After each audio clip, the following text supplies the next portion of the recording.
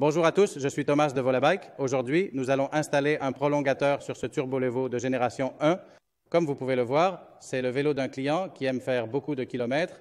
Il aime le bikepacking et nous allons installer un prolongateur WUBAI Mode W. C'est une taille M et il n'y a pas de problème pour le mettre. Voici comment procéder. Pour commencer, nous allons retirer la bielle gauche pour accéder au compartiment moteur. Nous enlevons ce couvercle et nous enlevons également ce couvercle. Nous retirons cette bielle à l'aide d'une clé Allen de 8. Pour l'enlever, il faut d'abord beaucoup de force. Puis elle se détache plus facilement. Plus facile. Ensuite, avec une clé Allen de 3, nous enlevons ces 3 vis et ces 2 vis pour enlever ces 2 couvercles.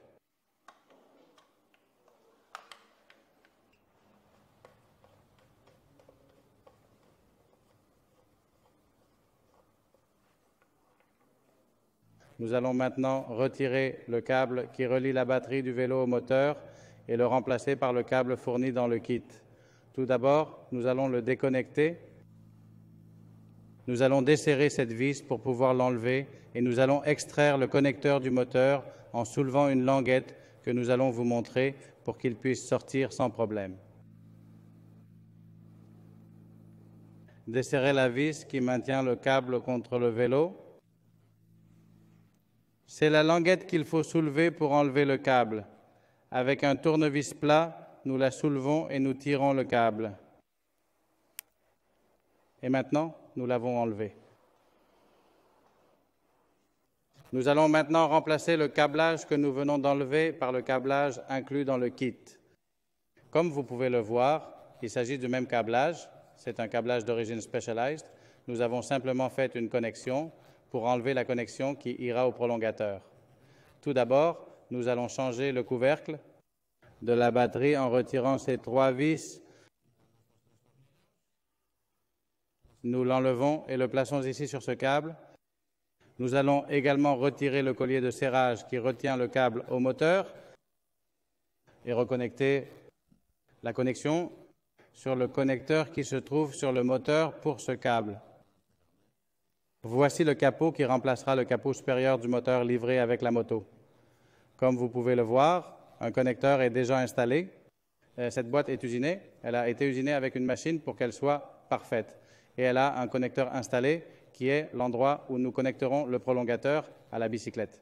C'est de là que sortira la connexion qui ira au câblage qui va de la batterie au moteur avec la connexion qui est incorporée dans le nôtre.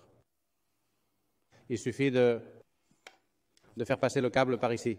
Si vous avez des difficultés à faire passer le câble, vous pouvez enlever la batterie pour avoir un peu plus d'espace pour travailler.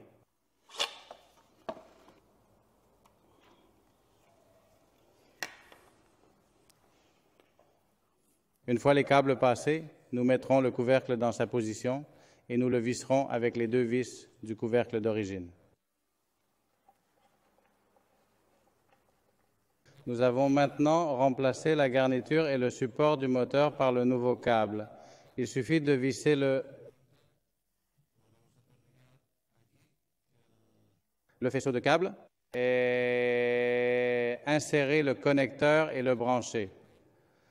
N'oubliez pas que ce connecteur est doté de 2 élastiques verts qui empêchent la poussière et la saleté de pénétrer à l'intérieur du connecteur. Il est un peu difficile d'essayer de le forcer à s'insérer complètement pour que la languette s'insère dans son support. Nous revissons le câble avec le support dans le moteur. Le câble est vissé à l'intérieur du moteur. Nous plaçons le connecteur, comme nous l'avons dit, dans le compartiment moteur en veillant à l'enfoncer complètement et à ce que la languette s'accroche à la bride pour qu'il ne sorte pas. Nous allons maintenant relier les connecteurs rouges et les connecteurs noirs. Nous placerons une bande de thermorétractable incluse dans le kit pour les protéger une fois la connexion effectuée.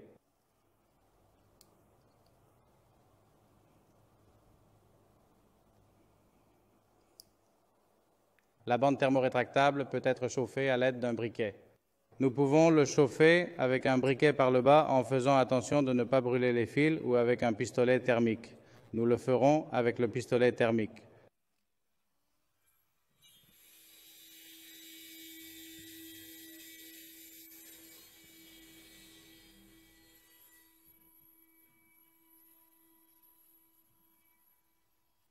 Nous placerons tous les câbles dans l'espace dont nous disposons, nous remettrons le couvercle et la bielle, et il ne nous restera plus qu'à mettre la batterie à sa place.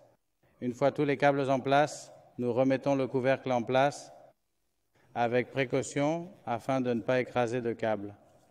Nous veillons à ce que le contour du protecteur n'écrase aucun câble afin de ne pas les endommager. N'oubliez pas qu'il y a 3 vis sur ce couvercle. Il y a 2 vis longues qui vont sur la partie inférieure du couvercle et une vis plus courte qui est celle qui est plus attachée à la batterie.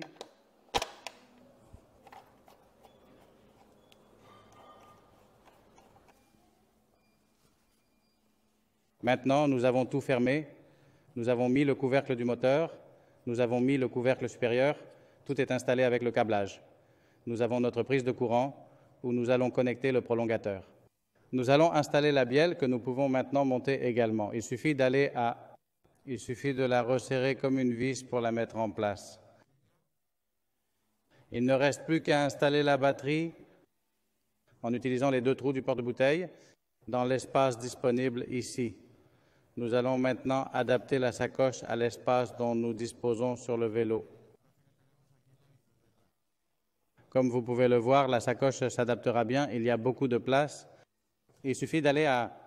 Nous avons les 2 trous du porte-bidon sur le vélo et nous devons percer 2 trous dans la partie inférieure du porte-bidon pour qu'il s'adapte à ces 2 trous et s'aligne dans la position souhaitée. Ce processus est très bien expliqué dans le manuel fourni avec les Kiss Extenders.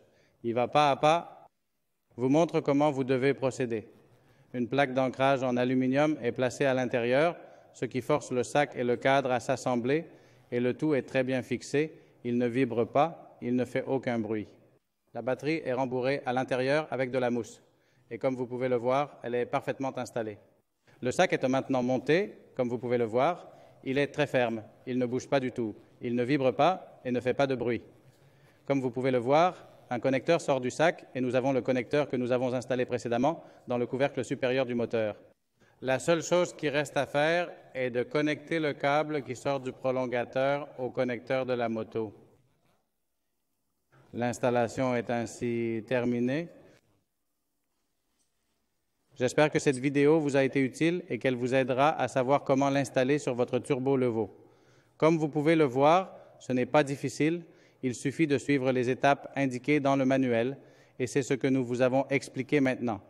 Et comme vous pouvez le voir, vous avez le plus grand modèle, qui est le plus petit modèle, de 360 et 252 watts, que vous pouvez également installer si vous n'avez pas un besoin aussi important. J'espère que cela vous a été utile. Si vous avez des doutes, comme toujours, vous pouvez nous contacter et nous vous verrons dans la prochaine vidéo. À la prochaine vidéo, à bientôt.